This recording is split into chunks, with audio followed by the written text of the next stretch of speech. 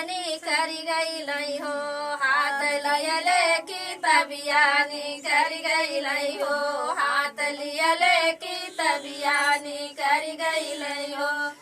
जाऊँ मई जनो पिया जय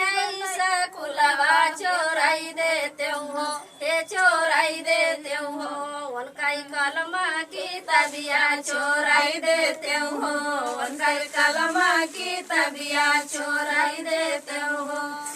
अपना चोर तो अपने सासू के लगावते हूँ भीड़ाई देते हो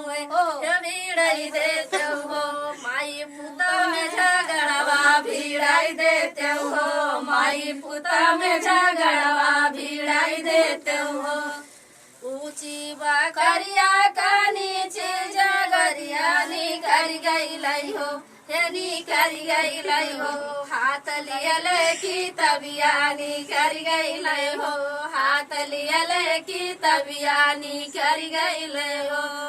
जाऊ मैं जन पिया जय सकुलवा चोराई देते हो हे चोराई देते हो उनका कलम की तबिया चोराई देते हो उनका कलम की तबिया चोराई देते हो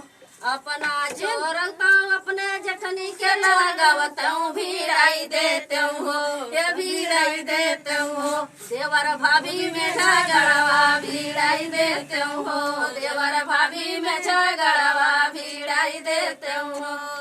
ऊंची बकरिया काने चीज गदियानी सरी गई हो हेनी करी गई हो हाथ लियले की तबियानी करी गई हो हाथ लियले की तबियानी करी गई हो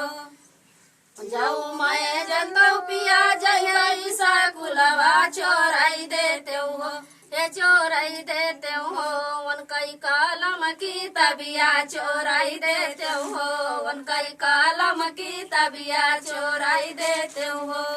अपना चोर तो अपने ननदा के लगावत भीड़ाई देते हो ये भीड़ाई देते हो भाई बहन में झगड़वा भीड़ाई देते हो भाई बहन में झगड़वा भीड़ाई देते हो